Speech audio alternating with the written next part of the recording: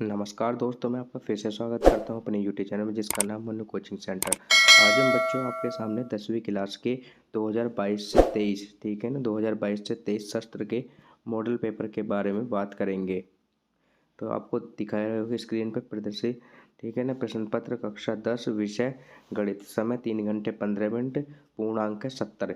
ये paper model paper मैंने net से डाउनलोड करा है UPMSP से ठीक है ना, UPMSP से डाउनलोड करा है पेपर। ये आप भी कर सकते हैं इसे। देखते हैं पेपर क्या है। मैथमेटिक्स का निर्देश दे रखे हैं। प्रारंभ में 15 मिनट विद्यार्थियों को प्रश्न पत्र पढ़ने के लिए निर्धारित हैं। सामान्य निर्देश ठीक है ना, सामान्य निर्देश के बारे में देखते हैं क्या क्या चीज़ दे रखी है। आगे आपको बताया गया है कि सभी प्रश्न करने अनिवार्य हैं। इस प्रश्न पत्र में 2 खंड हैं। जो खंड ए है, खंड ए में से 20 अंक के 20 बहुविकल्पीय प्रश्न है जिनका उत्तर ओमार शीट पर देना है। ओमार शीट पर उत्तर अंकित किए जाने के पश्चात उसे काटे नहीं तथा इरेजर न करें, व्हाइटनर आदि का प्रयोग न करें। आपको ओमार शीट के ऊपर किस चीज़ का, एक तो आपको काटना नहीं है गोला, इरेजर नहीं करनी और व्हाइटनर का प्रयोग नहीं करना, जिसे बोलते हैं फ्लूड। आगे देखते हैं दूसरा खंड ब, जिसमें से 50 अंकों को वर्णनात्मक प्रश्न है। इस खंड में कुल 5 प्रश्न हैं। इसके आगे देखते हैं बच्चों, तो ये इसमें लिखा हुआ है प्रत्येक प्रश्न के आरंभ ठीक है, प्रारंभ में स्पष्ट लिख दिया गया है कि उसके कितने खंड करने हैं। प्रश्नों के अंक उनके सम्मुख अंकित हैं। प्रथम प्रश्न के आरंभ कीजिए और अंत तक ठीक है ना करते जाइए।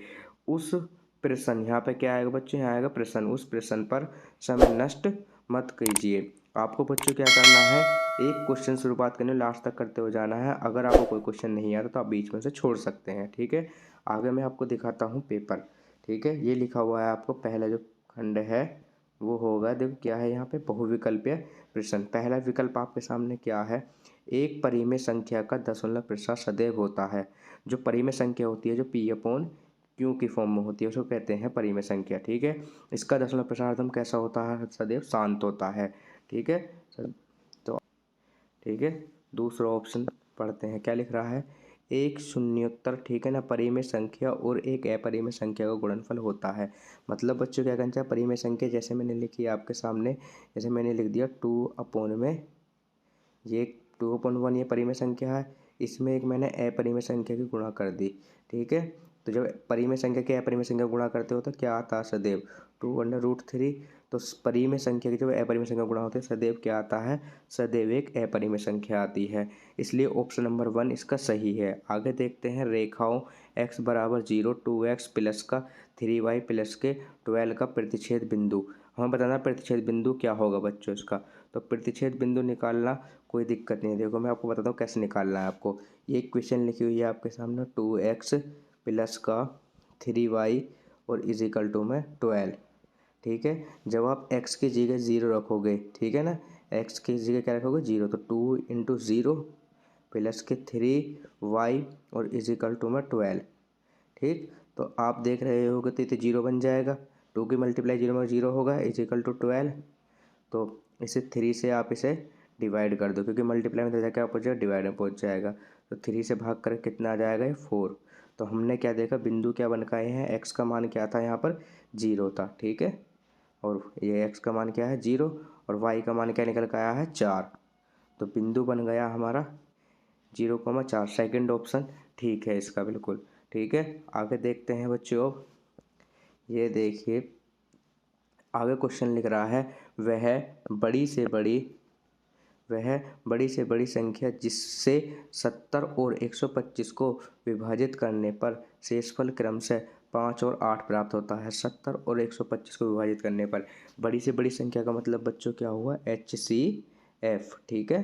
तो हमें HCF निकालना है, तो हम क्या करेंगे बच्चों, यहाँ पे HCF निकालने के लिए देखो जो शेषफल बच रहा है उस संख्या में से घटा देंगे। क्यों, क्योंकि ये संख्या घटाने के बाद ही पूरी पूरी विभाजित हो जाएगी। जब मैं 70 में से 5 घटाऊंगा तो ये बचेंगे आपके 65 ठीक है। और जब मैं 125 में से कितना घटाऊंगा, 8 घटाऊंगा, तो ये बचेगा आपका 117। अब हम इनका HCF निकाल सकते हैं ठीक है। HCF निकाल कर दिखाता हूँ, देखो मैं 65, तो इसका HCF जो आप इसे 3 से उससे काटोगे, 3 से 3 से नहीं 5 से काटो इसे। किससे काटेंगे, 5 से। 5 1 जा 5, 5 3 जा 15, फिर इसे 13 से काटना पड़ेगा क्योंकि प्राइम नंबर आ चुका है, को प्राइम नंबर, तो कितना आ जाएगा यहाँ पे आपका 13 वन जा 13। अब इसके बाद देखते हैं किसका, 117 का, तो आप इसे 3 से काट दोगे तो 3 3 जा 9, 3 9 जा 27, फिर आप इसे 3 से काट दोगे, 3 1 जा 3 और 3 3 जा 9, और फिर इसे 13 से ही काट देंगे। ठीक है, 13, आप इसमें देख रहे हो कि इसका एचसीएफ क्या आ रहा है 13, क्योंकि दोनों में कॉमन क्या मिल रहा है 13, तो इसलिए ऑप्शन क्या हुआ इसका 13 सही हुआ। आगे चलते हैं, ऑप्शन फर्स्ट ठीक है। आगे देखते हैं, ऑप्शन देखते हैं, समीकरण दे रखी है 2x प्लस का ay is equal to 1, 3x minus का 5y इजिकल टू 7 का कोई हल नहीं होगा यदि a का मान होगा। तो हम निकालते हैं इसमें a का मान क्या हो जिस पर कोई हल नहीं होगा। तो कोई हल की कंडीशन क्या होती है, a1 अपॉन a2, ठीक, is equal to b1 upon b2 और is equal to c1 upon c2। ठीक है, यहाँ डज नोट आएगा, इस पर क्या आएगा डज नोट। तो अब इसमें हम क्या करते हैं बच्चों, आपके सामने देखो ये a1 का मान है, b1 का, और ये c1 का, ये a2 का, ये b2 का, ये c2 का। अब वैल्यू पुट करते हैं यहाँ पे देखो, तो यहाँ आ जाएगा आपके सामने 2/3। ठीक है, रख दिया a1 upon a2 is equal to b1 का मान क्या a, और इसका मान क्या है b2 का माइनस का 5 इजिकल टू, जब आप बच्चों से 1 को इधर लेगा तो माइनस का 1 होएगा, तो यहाँ क्या लिख लोगे आप, इसका 1 अपॉन में कितना आ जाएगा यहाँ पर माइनस का 7। ठीक है, तो ये हमने क्या करा, इसके आगे देखते हैं। तो यहाँ जो वैल्यू मल्टीप्लाई करोगे आप इसकी, तो ये 2 5 से कितना हो जाएगा 10 माइनस का, और ये हो जाएगा 3a। ठीक है, और जब ये मल्टीप्लाई में डिवाइड में पहुँचेगा तो ये कितना हो जाएगा, a बराबर ये जो आ जाएगा आपका माइनस का 10 अपॉन में 3 आ जाएगा माइनस का। तो ऑप्शन कौन सा ठीक होगा, इसका थर्ड ठीक होगा। ठीक है, आगे देखते हैं बच्चों, अब क्वेश्चन देखते हैं 6, द्विघात समीकरण 2x माइनस का 4x प्लस के 3 के बारे में निम्न कथनों पर विचार कीजिए। तो आपके सामने फॉर्मूला रहेगा इसमें बी स्क्वायर माइनस का 4ac। ठीक है, तो b का मान क्या है यहाँ पर माइनस का 4, तो इसका स्क्वायर कर देंगे, और माइनस का 4, और e का मान क्या होगा बच्चों, a का मान होगा आपके सामने 2, और c का मान क्या होगा 3। ठीक है, वो आप 4 चौक 16 होएगा। ठीक है, 4 दूनी 8 और 8 दिया 24, और जब बच्चों आप 16 में से 24 में से 16 घटाओगे तो बचेंगे माइनस के 8। ठीक है, और जो माइनस के ये 8 बचे हुए हैं, तो आप देख रहे हो कि ये क्या होता है, इस पे क्या होंगे, दिए गए समीकरण के मूल शून्य से कैसे हैं, ये कम है, शून्य से कैसी वैल्यू है, ये कम है, शून्य से वैल्यू है। और आपके कैसे होंगे मूल, समीकरण का कोई मूल वास्तविक नहीं होगा। ठीक है, तो आगे देखते हैं बच्चों, अब इसके आगे ऑप्शन दिए होंगे, उन्हें देखते हैं क्या दे रखे हैं ऑप्शन। तो देखते हैं, ये रहे, तो ऑप्शन कौन से ठीक होगा इसमें से, ए और बी सही है। तो ऑप्शन जो है आपके समय इसमें ये ठीक है। आगे क्वेश्चन देखते हैं 7, ए ओ बी एक आयत है जिसके 3 शीर्ष क्रम से 0,3 शीर्ष दे रखे हैं। ठीक है, तो ये क्या है, एक आयत हो गया, अब इसके बिंदु दे रखे हैं, इनने ए दे रखा है, फिर उसके बाद ए के बाद ओ दे दिया, फिर ओ के बाद आपको बी दिया है, बी के बाद सी दिया है। तीनों पॉइंट आपको दिखाई दे रहे हैं। ए का जो वैल्यू दे रखी है वो क्या दे रखी है 0,3।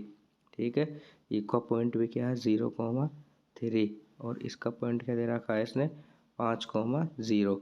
तो अब करेंगे क्या बच्चों, ये विकर्ण होता है इसका, ये विकर्ण है।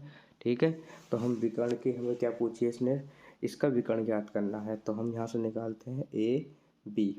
ठीक है, ए बी का जो फॉर्मूला होता है, अंडर रूट में क्या होता है x2 माइनस x1 का whole square plus y2 minus y1 का होल स्क्वायर। ठीक है, तो अब इसमें हम देखते हैं जो अंडर रूट में, अब देखो बच्चों क्या होता है इसके अंदर, अब वैल्यू आप इसे x1 मानते हैं, इसे y1 मानते हैं, इसे x2 इसे y2।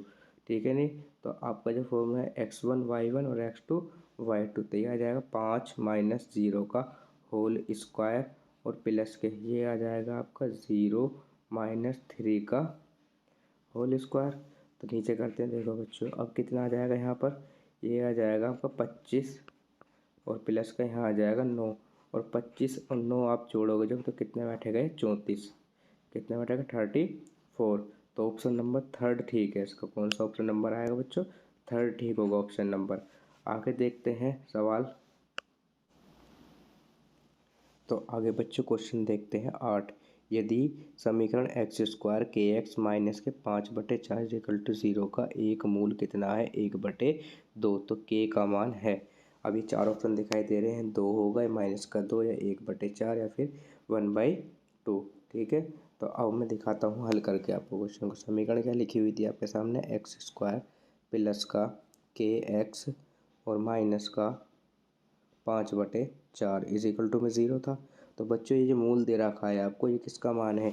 ये आपका x का मान है। ठीक है, यहाँ रखते हैं तो 1/2 का क्या हो जाएगा यहाँ पर? स्क्वायर प्लस के x का मान, फिर से यहाँ पे 1/2 और माइनस का एक चल रहा है 5/4 इज इक्वल टू में 0 आ गया। तो हम क्या करेंगे, यहाँ जो हो जाएगा k/2 इसे ही रख लेंगे, और ये उधर जाकर कैसे हो जाएगा? प्लस का।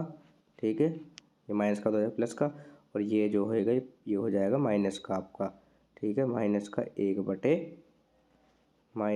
1/4। और जब आप इसका एलसीएम लेओगे तो ये कितना आ जाएगा आपका सामने? 5 माइनस का 1/4। ठीक है, और ये k/2 चल रहा है इधर। तो अब क्या करेंगे, 5 में से 1 जाएगा तो कितना बचेगा? 5 में से जब 1 जाएगा तो ये बचेगा आपका 4/4। ठीक है, तो 4 से 4 कट जाएगा, और ये 2 इनका डिवाइड में हो जाएगा मल्टीप्लाई में, तो के का मान कितना आ जाएगा? के का मान आएगा बच्चों आपके सामने 2। ठीक है, तो ये उसका ऑप्शन कौन सा ठीक हुआ? ये ऑप्शन फर्स्ट ठीक है। आगे देखते हैं बच्चों, क्वेश्चन नंबर आपका कौन सा है? 9वां। दो त्रिभुज समरूप होते हैं। समरूप त्रिभुज की 2 शर्त होती हैं बच्चों। जो उनकी भुजा होती हैं वे कैसी होती है? समानुपाती। ठीक है, जैसे AB/में DE। ठीक है, 2 त्रिभुजों की क्या होती है? संगत कोण बराबर होते हैं, और उनकी संगत भुजाएं कैसी होती है? समानुपाती।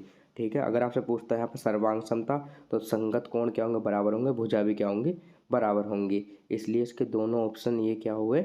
सही हुए। तो क्या कौन सा ऑप्शन आएगा इसका? उपरोक्त दोनों सही है। आगे देखते हैं बच्चों क्वेश्चन आपके सामने हैं। यहाँ क्या लिखा हुआ है? एक समकोण त्रिभुज ABC में कोण सी समकोण है। AC 3 सेंटीमीटर और BC 4 सेंटीमीटर। बिंदु C से जाने वाली माध्यिका की माप ज्ञात करनी है। एक समकोण त्रिभुज बना लिया मैंने आपके सामने। ठीक है, जिसमें ये बता रहा है 90 डिग्री है, ये है C आपका। ठीक, उसमें बता रहा है आपको बच्चों ये BC का मान। ठीक है, तो B अगर मैं यहाँ लिखता हूँ तो कितना है? 4, और C और A का मान, तो A का मान कितना हो गया? 3 हो गया। ठीक है, तो ये कितना होगा? आप पाते हुए में लगाते 5 आएगा। ठीक है, किस प्रकार से देखते हैं? देखो इस प्रकार से, अंडर रूट में आपको पता है कर्ण का स्क्वायर बराबर क्या होता है? आधार का स्क्वायर। ठीक है, आधार का स्क्वायर करोगे तो 16 आएगा, और प्लस ये कितना आ जाएगा? 9 आ जाएगा, 3 का स्क्वायर। तो ये कितना हो गया आपका? अंडर रूट में 25, और 25 किसका वर्ग होता है? 5 का। तो हम क्या सीखे? 5 आ गया। अब हमें निकाल ली क्या है इसकी बच्चों? माध्यिका। जो माध्यिका निकालनी है तो हम क्या कर देंगे, ये जो 5 आया है इसका डिवाइड कर देंगे 2 से। ठीक है, 2 से इसे काटो तो कितना आएगा? ये 2.5 आएगा। ठीक है, तो 2.5 ये ऑप्शन ठीक है। अब अगला क्वेश्चन देखते हैं बच्चों, क्या है? इसमें लिखा हुआ है एक समचतुर्भुज के विकर्णों की लंबाई 16 सेंटीमीटर और 12 सेंटीमीटर है। समचतुर्भुज की भुजाओं की लंबाई ज्ञात करनी है हमें। ठीक है, एक जो समचतुर्भुज होता है उसकी आकृति होती है आपकी इस प्रकार के। ठीक है, इसकी जो भुजा होती हैं ये क्या होती हैं? इसके इसके विकर्णों की लंबाई दे रखी है इसमें। ठीक है, एक लंबाई कितनी है आपके सामने? 16 है, और एक कितनी है आपके सामने? ये 12 है।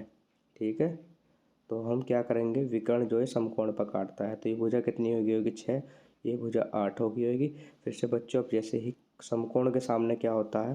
कर्ण होता है। ठीक है, तो आप इसके कर्ण निकालोगे। ठीक है, ये भी 90 डिग्री पर काटेगा इसका, तो ये आप इसे निकाल लो, भुजा को चाहे इसे निकाल। ठीक है, बात देखिए, तो कर्ण का फॉर्मूला मैंने अभी आपको बताया था, अंडर रूट में आधार का स्क्वायर। ठीक है, कर्ण ये तो कर्ण होगा, तो आधार का स्क्वायर कितना हो जाएगा बच्चों? 8 का स्क्वायर। ठीक है, और प्लस 6 का स्क्वायर। तो आप देख रहे हो कितना आ रहा है? 8 का स्क्वायर होता है 64, और 6 का स्क्वायर होता है 36। ठीक है, तो ये कितना हो गया? 36, और ये 64 हो गया 100, और 100 किसका वर्ग होता है? 10 का। ठीक है, ये 10 का वर्ग होता है 100 आपके सामने। तो इसका जो ऑप्शन होगा बच्चों हमारा ऑप्शन नंबर सेकंड ठीक है। ठीक, आगे देखते हैं दो समरूप त्रिभुजों की भुजाओं कितनी है 4:9 के अनुपात त्रिभुज की क्षेत्रफलों का अनुपात क्या होगा। अगर किसी भी त्रिभुज के क्षेत्रफल का अनुपात पूछता है, ठीक है, क्षेत्रफल का जो अनुपात होगा बच्चों आपके भुजाओं के वर्गों, जो भुजा होती है उसके वर्ग के बराबर होता है। जैसे 4/9 दे रखा है ना, तो आप क्या कर दोगे, इनका बस स्क्वायर कर देना है आपको। 4 चौक 16 और 9 9 जा 81, ठीक है। तो आंसर कितना आ जाएगा इसका 16:81। तो दोस्तों आपको ऑप्शन नंबर ये ठीक होएगा, ठीक है। 16 कितना आ जाएगा 81। आगे देख आते हैं सवाल को, देखो आगे चलते हैं। सवाल नंबर कौन सा है आपका 13। तो 13 क्वेश्चन आपको दिख रहा होगा। क्वेश्चन क्या लिखा हुआ है बच्चों आपके सामने, यदि 4 tan थीटा बराबर 3 दे रखा है तो इसका मान ज्ञात करना है। इसका 4 हमें वैल्यू ज्ञात करनी है 4 sin theta minus cos theta बटे 4 sin थीटा प्लस के कोस थीटा, ठीक है। तो यहाँ दे रखा है हमारे सामने 4 tan थीटा बराबर 3 दे दिया हमें, ठीक है। अगर हमें tan थीटा का मान निकालते हैं तो बच्चों क्या आता है 3/4 आता है। तो जो वैल्यू लिखी हुई है 4 sin थीटा माइनस का कोस थीटा और बटे में आपको दे रखा है 4 sin थीटा प्लस के कोस थीटा। तो बच्चों आप इसको से tan बनाना है। tan का फॉर्मूला होता है sin/cos, डिवाइड करोगे आप इसे कोस से डिवाइड कर दोगे, अंश को भी और हर को भी। जब कोस से डिवाइड करोगे तो वैल्यू क्या बन के आएगी 4 tan थीटा, ठीक है, माइनस का 1 बटे, ठीक है, यहाँ बन के आएगा 4 tan थीटा और प्लस का 1, क्योंकि फॉर्मूला होता है tan थीटा का sin थीटा बटे कोस थीटा। तो tan थीटा का मान क्या है 3/4। तो 4 इंटू कितना आएगा 3/4 और माइनस का 1, 4 से 4 कट जाएगा, वही पद नीचे आने वाला है 4 इंटू 3/4 और प्लस का 1, ठीक है। तो यहाँ 4 से 4 ये कट जाएगा। तो आप देख रहे हो यहाँ पे वैल्यू क्या बची 3, यहाँ पे वैल्यू बची आपकी 3 माइनस का 1 बटे, ठीक है, और यहाँ बचा 3 प्लस का 1, 3 प्लस का कितना बचा 1। तो यहाँ कितना बचेगा 2 और यहाँ कितना बचेगा 4, ठीक है। इसे काटोगे आप तो 1/2 आ जाएगा। तो 1/2 कौन सा ऑप्शन है, थर्ड ऑप्शन आपका सही है। तो आगे देखते हैं बच्चों, इसका ऑप्शन थर्ड ठीक है 1/2, ठीक। और इस टाइप का जो क्वेश्चन आपका आएगा, अब देखते हैं 14वां क्वेश्चन जो है आपका। 14वां क्वेश्चन में क्या दे रखा है साइन 75 दे रखा है बच्चों आपको, और बटे में क्या दे रखा है कोस 15। अगर बच्चों आपको आपके सामने कभी भी ऐसा क्वेश्चन दिखाई दे जाए जिनका दोनों का योग 90 डिग्री हो, ठीक है, क्या हो इनका योग 90 डिग्री, तो आपको करना कुछ नहीं है, उसका आंसर सदैव 1 आएगा। कैसे आएगा देखते हैं हम, देखो जैसे कि हम इसे खोलेंगे साइन, कैसे खोलेंगे 90 माइनस 15, ठीक है, तभी तो 75 बचेंगे बटे में कोस 15। तो आप इसका फॉर्मूला देख रहे हो आगे, तो ये कितना आ गया कोस 15 और बटे में क्या था कोस 15, ठीक है। तो कोस 15 से कोस 15 कट गया, तो आंसर क्या आया इसका 1 आया इसका आंसर, ठीक है। तो आपको अगर इस टाइप का क्वेश्चन देखता है तो सीधा आंसर उसका 1 होता है। आगे देखते हैं बच्चों क्वेश्चन के बाद। अगला क्वेश्चन क्या है आपके साथ, यदि दो वृत्तों के परिमाप, ठीक है ना, वृत्त यू कह रहा है यदि वृत्त का परिमाप क्या कह रहा है वर्ग के परिमाप के बराबर है तो उनके क्षेत्रफलों का अनुपात ज्ञात करना है, ठीक है। वृत्त का जो परिमाप होता है वो क्या होता है बच्चों 2πr होता है, ठीक है। और वर्ग का परिमाप क्या होता है आपके सामने 4a, ठीक है। अगर मैं इसे काटता हूँ तो 2 टाइम कट जाएगा, ठीक है। और यहाँ से a का मान निकालता तो कितना है बच्चों πr/2। कैसे, ये वाला 2 कहाँ पहुँच जाएगा तो डिवाइड में, ठीक है। उसके आगे क्वेश्चन कह रहा है तो उनके क्षेत्रफलों का अनुपात ज्ञात करो। तो हम ध्यान से रखते हैं कि इसका पहले वृत्त का क्षेत्रफल क्या होता है πr² और बटे वर्ग का क्षेत्रफल क्या होता है बच्चों बताइए, वर्ग का क्षेत्रफल होता है a का स्क्वायर, ठीक है। अब हम यहाँ पे a का मान रख देंगे, ठीक है। तो कितना हो जाएगा πr² बटे a का मान है πr, ठीक है, बटे 2 का होल स्क्वायर, ठीक है, क्योंकि यहाँ पे क्या लगा हुआ है होल स्क्वायर। तो जब आप इसे सोल्व करोगे तो कितना आएगा यहाँ πr का स्क्वायर और इंटू ये 2 2 जा 4 ऊपर पहुँच जाएगा, ठीक है बच्चों। यहाँ पाई का स्क्वायर आएगा और एक क्या आएगा r का स्क्वायर। तो r² से r², एक पाई से एक पाई कट जाएगा, ऊपर बचेगा बच्चों आपके सामने 4 और ये इसका मान रख देंगे पाई का 22/7। तो 7 पहुँच जाएगा ऊपर और 22 रह जाएगा नीचे। तो 2 से काटोगे 2 2 जा 4 और यहाँ कर जाएगा 11 बार। तो 2 7 जा तो 2 × 7 और बटे 11। तो आपको पता है 2 7 कितने से 14 बटे, ठीक है ना, कितना आ गया आपके सामने, मैं इसे थोड़ा सा 14 बटे में कितना आएगा 11 आ जाएगा, ठीक है। तो 14 बटे में 14 रेशियो 11 कहाँ है, ये सेकंड ऑप्शन आपका बिल्कुल सही है। तो सेकंड ऑप्शन आपका क्या हुआ, बिल्कुल सही हुआ ये वाला, ठीक है। मैंने आपको करके दिखा दिया। आगे 2 गोलों के आयतनों का अनुपात इतना दे रखा है आपको 64:70, तो पृष्ठ क्षेत्रफलों का अनुपात ज्ञात करना है। तो गोले का आयतन हमने मान लिया पहले का V1, दूसरे क्या मान लिया V2।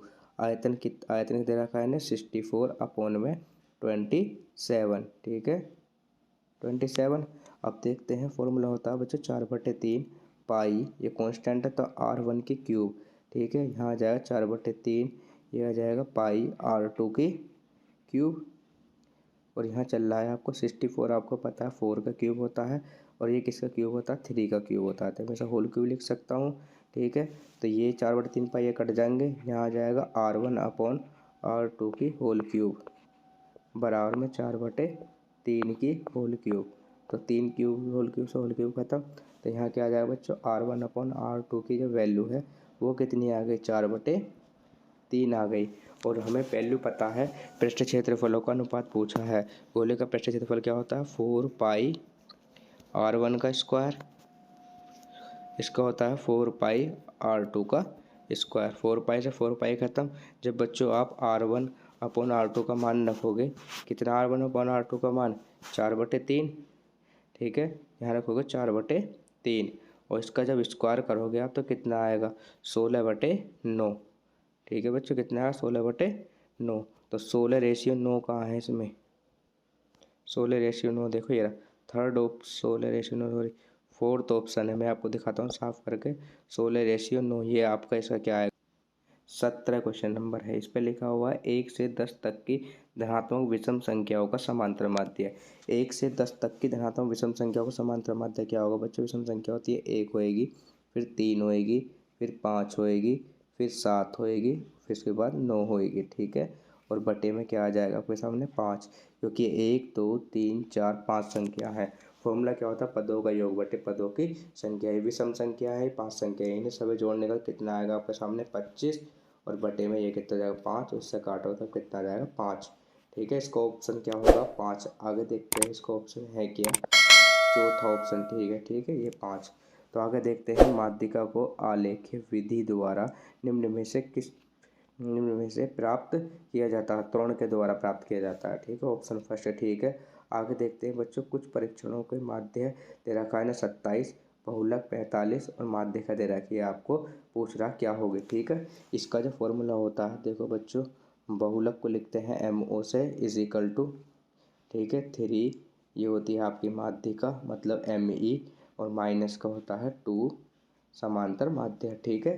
तो मैंने शॉर्ट ट्रिक में करा है, आप देख सकते हैं इसका मान कितने रखा 45, और इसकी वैल्यू क्या दे रखी है आपके सामने, हमें माध्यिका का मान निकालना है, ठीक है। और इसका मान क्या है -2 इंटू इसका मान कितने दे रखा है आपको, हम 27 दे रखा है, ठीक है। और इसकी जो गुणा करो 27 दूनी कितने होंगे 54, तो 45 ये माइनस का है, ठीक है, वैल्यू ये वाली वैल्यू से माइनस के गया प्लस की हो जाएगी, तो ये कितना हो जाएगा आपका सामने 54, और इजिकल टू ये हो जाएगा 3ME, ठीक है। ME का मतलब माध्यिका है। जब आप इसे जोड़ोगे तो जोड़ के आएगा आपका 99, और ये इजिकल टू क्या लिख रहा है 3ME, और जब आप इसे 3 से इसे काटो तो कितना आएगा यहाँ पर 33, तो इसकी माध्यिका क्या हो जाएगी 33, ठीक है बच्चों। तो इसका जो ऑप्शन होगा कौन सा, ये ऑप्शन थर्ड ठीक होगा। आगे देखते हैं इसके बाद